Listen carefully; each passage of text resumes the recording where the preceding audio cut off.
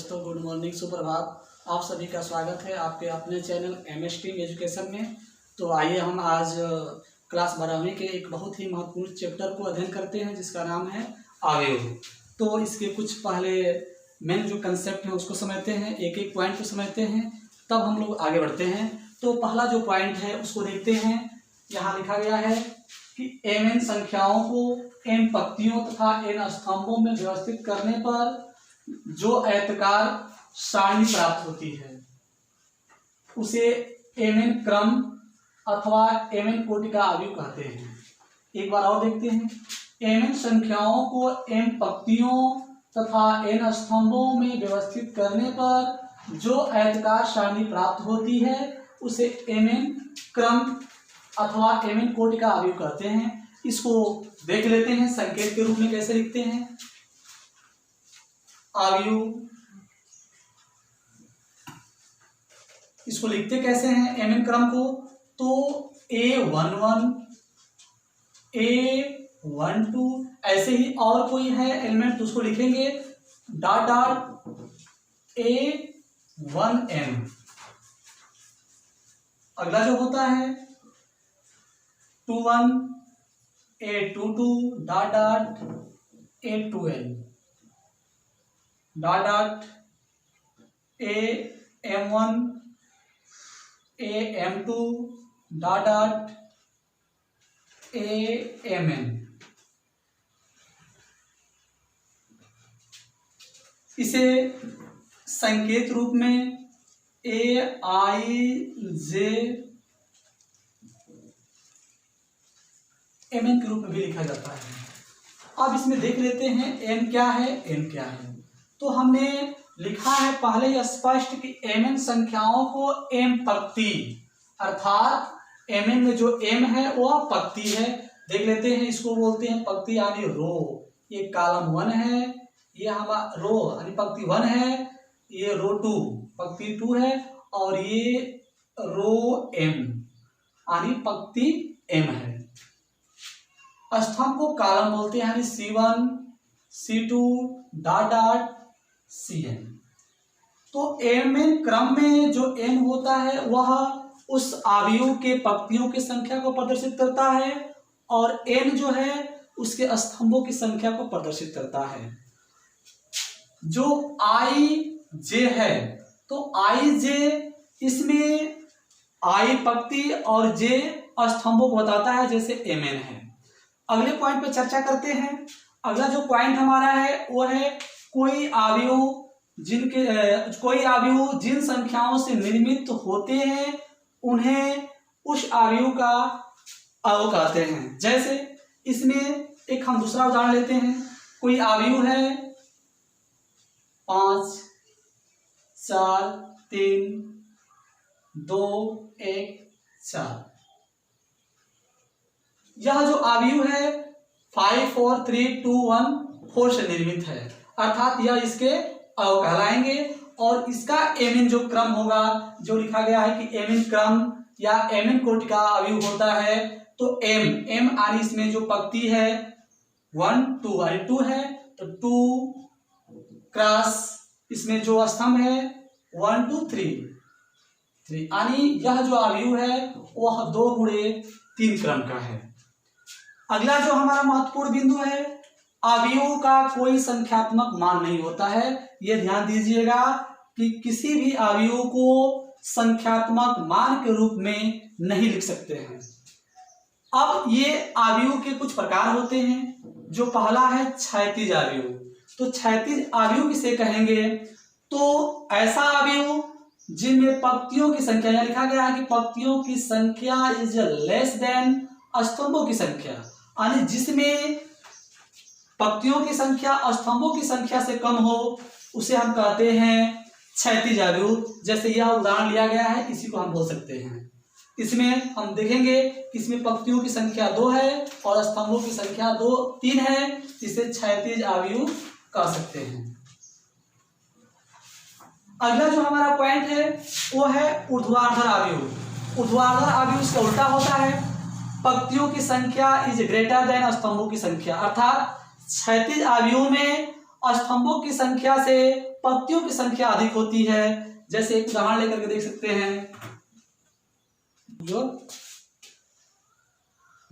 उदाहरण देख लेते हैं इसका ऊर्ध्वाधर अवयव का। तो ये होता है, देख लेते हैं यहाँ 5 3 1 2 1 0 3 1 -1 4 5 1। इसमें देख रहे हैं कि जो पंक्तियों की संख्या है वह 1 2 3 4 है और स्तंभों की संख्या जो है 3 है, और इसका जो क्रम होगा 4 × 3। तो इसमें हम पुनः एक बार देख लेते हैं, ऊर्ध्वाधर अवयव यानी पंक्तियों की संख्या इज ग्रेटर देन स्तंभों की संख्या। तो इसमें स्तंभों की संख्या से पंक्तियों की संख्या अधिक है, इसलिए इसको हम बोल सकते हैं कि यह ऊर्ध्वाधर अवयव है। अगला जो होता है वो वर्ग अवयव। इसमें क्या होती है कि पंक्तियों की संख्या स्तंभों की संख्या के बराबर होती है। जैसे 5 2 1 3 -1 -4 0 2 5। जो इसका क्रम होगा वो 3 × 3 होगा, यानी इसमें स्तंभों की संख्या और पंक्तियों की संख्या बराबर है। तो ऐसे अवयव को हम वर्ग अवयव बोलते हैं। अगला है हमारा जो पॉइंट, वो है पंक्ति अवयव। पंक्ति अवयव ऐसे अवयव कहते हैं जिसमें केवल एक पंक्ति हो, या लिखा गया है कि पंक्तियों की संख्या एक हो। जैसे 5 0 1। यह जो अवयव है, ऐसे अवयव को हम कह सकते हैं कि यह पंक्ति अवयव है। अगला जो अवयव का प्रकार होता है वो होता है स्तंभ अवयव। तो स्तंभ अवयव में स्तंभों की संख्या एक होती है। जैसे पंक्ति अवयव में पंक्तियों की संख्या एक थी, वैसे ही स्तंभ अवयव में स्तंभों की संख्या एक होती है। इसका एग्जाम्पल देख लेते हैं। इसमें होता है 5 0 1। इसको हम कह सकते हैं कि यह हमारा जो है वह स्तंभ अवयव है। यह जो पहला ये जो उदाहरण था वो था ऊर्ध्वाधर अवयव का, ऊर्ध्वाधर अवयव। ये है वर्गाकार यानी वर्ग अवयव। ये है पंक्ति अवयव और ये है स्तंभ अवयव।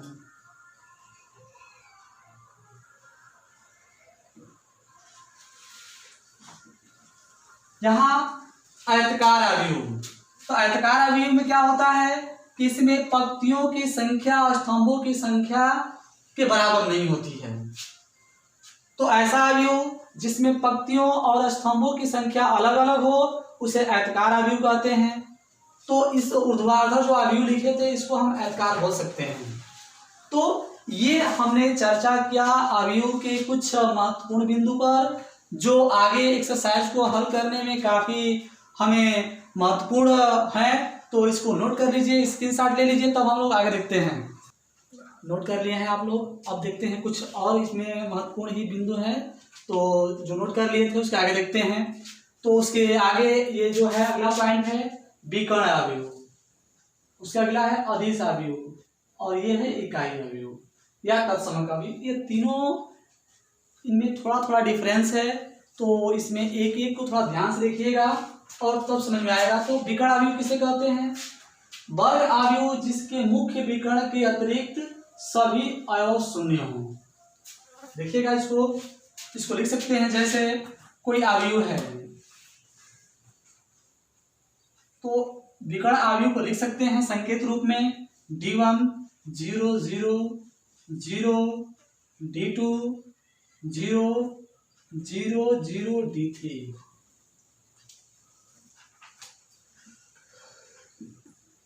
विकर्ण अवयव को पुनः एक बार देखते हैं।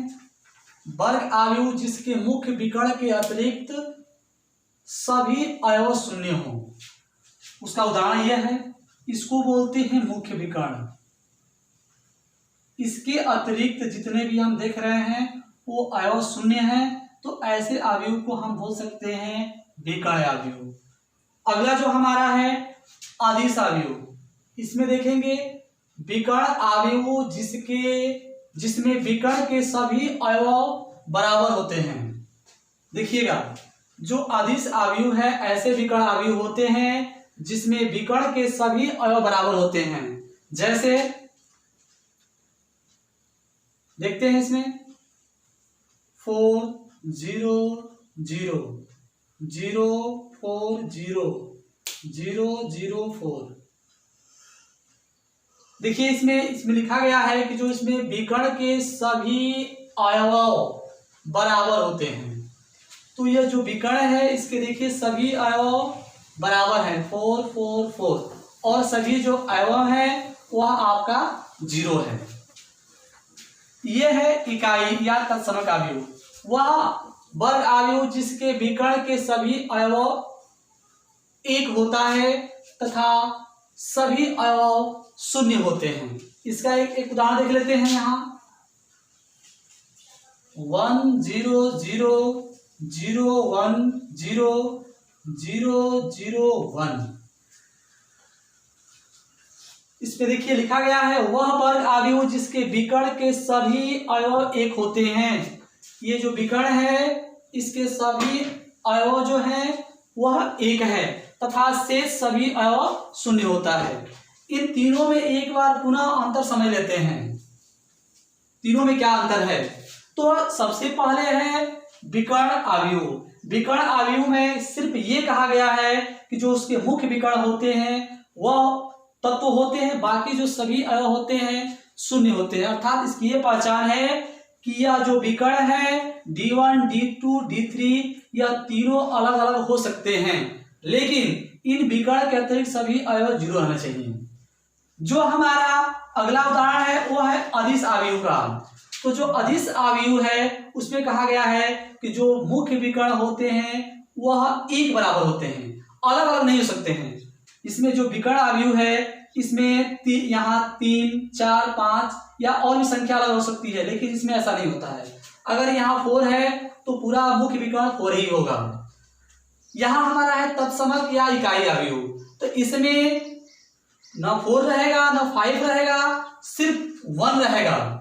तो इसको हम बोल सकते हैं अदिश अवयव भी और विकर्ण अवयव भी और इकाई अवयव भी, और इसको हम बोल सकते हैं अदिश अवयव या विकर्ण अवयव। लेकिन विकर्ण अवयव को हम अदिश या तत्समक अवयव नहीं बोल सकते हैं। तो ये कुछ महत्वपूर्ण बिंदु रहे, अब इसे भी नोट कर लीजिए और आगे हम इसका प्रयोग देखेंगे। तो इसको पहले स्क्रीनशॉट ले लीजिए। तो हम लोग कुछ जो पॉइंट पढ़े हैं उसका प्रयोग देख लेते हैं कि इसको हम कैसे प्रयोग करेंगे। 1-2 हम उदाहरण लेकर के आपको समझा रहे हैं, आप लोग समझने का प्रयास करिए। तो एक उदाहरण यह है, जैसे कोई अवयव है, अवयव A बराबर दिया हुआ है 2 5 19 -7 35 -2 5/2 12 √3 1 -5 17। ये दिया है अवयव A बराबर इतना के लिए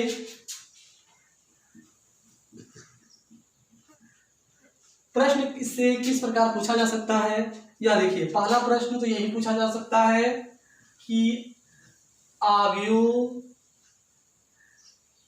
की कोटि क्या होगी।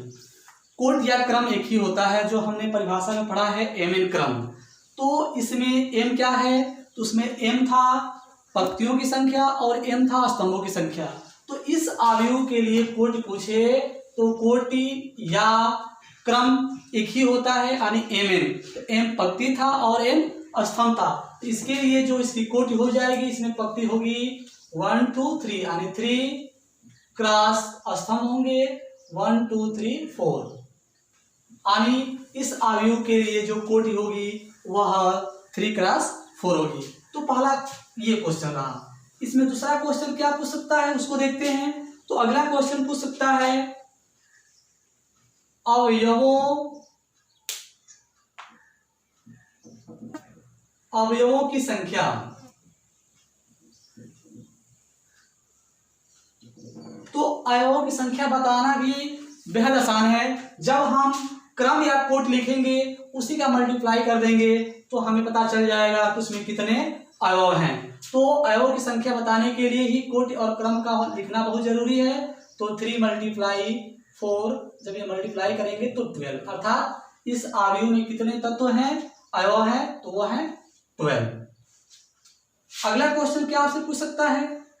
तो अगला जो क्वेश्चन है उसमें दिया है अवयव 813, 821, 833 तथा 823। इसके मान पूछ रहा है कि इस अवयव के लिए इसके मान क्या होंगे। तो देखिए, तो इसमें जो A13 लिखा है पहले इसको समझते हैं। जो यह 1 है, यह पंक्तियों की संख्या बता रहा था, कह रहा है कि यह पंक्ति 1 होगी। और ये जो 3 देख रहे हैं वो बता रहा है कि जो हमारा स्तंभ क्या होगा, तो स्तंभ तीसरा होगा और पंक्ति पहला होगी। तो पंक्ति पहला ये हो गई, इसको देख लेते हैं। ये हमारा रो 1, रो 2 और रो 3, ये हमारा कॉलम 1, कॉलम 2, कॉलम 3 और कॉलम 4 है। तो ध्यान दीजिएगा। तो A1 का मतलब हो गया कि यह जो पंक्ति 1 होगी, क्लियर हो गया कि यही पंक्ति होगी। और ये 3 बता रहा है कि स्तंभ हमारा तीसरा होगा। तो पहली पंक्ति और स्तंभ जो तीसरा ये है उसमें यानी 813 का जो मान होगा वो होगा आपका 90। बस इसका आंसर इतना ही हो जाएगा, बहुत इजी है। अगला जो है वो दिया हुआ है 821, इसको देख लेते हैं। ये जो 2 है ये बता रहा है कि पंक्ति नंबर दूसरी है, और 1 बता रहा है कि स्तंभ नंबर पहला है, यानी पंक्ति नंबर 2 और स्तंभ नंबर 1 का जो मान होगा वो होगा 35। आप देख रहे हैं कि जब हम इसको देख लेंगे, पढ़ लेंगे तो ये काफी आसान है, इससे आसान कुछ नहीं है। अगला है 833, इसको देख लेते हैं। 833 का मतलब ये हुआ कि इसमें जो ये 3 है वह पंक्तियों की संख्या बता रहा है, तीसरा पंक्ति है। और ये जो 3 है स्तंभ, यानी पंक्ति भी तीसरी और स्तंभ भी तीसरा। देखते हैं उसका मान क्या होगा। तो पंक्ति नंबर 3 ये है और स्तंभ नंबर 3 ये है, यानी उसका मान ये होगा। यानी 833 का जो वैल्यू होगा वो होगा -5। इसका जो अंतिम है वो है A23। तो A23 में दूसरी पंक्ति और तीसरा स्तंभ, दूसरी पंक्ति तीसरा स्तंभ जो है ये हो जाएगा, अर्थात 5/2। ये क्वेश्चन है। तो क्वेश्चन हमने देखा कि बहुत ही आसान था। तो आप लोग इस वीडियो को शुरू से अंत तक देखिए, और एक बार समझ में ना आए तो दोबारा देखिए। हमें उम्मीद है कि आप लोगों को समझ में आएगा। अगर आपको कोई दिक्कत हो रही है तो कमेंट में आप कमेंट कीजिए, आपको जो समस्या होगी उसको दूर की जाएगी। आप इस प्रश्नावली को हल कर सकते हैं। जो क्वेश्चन आपको दिक्कत करे कमेंट बॉक्स में उसको नोट लिखिए कि क्वेश्चन नंबर ये, चाहे ये नहीं आ रहा है, आपकी सारी समस्याओं को दूर किया जाएगा। आपको ये वीडियो अच्छी लगी तो शेयर करिए, कमेंट करिए, सब्सक्राइब कीजिए। धन्यवाद।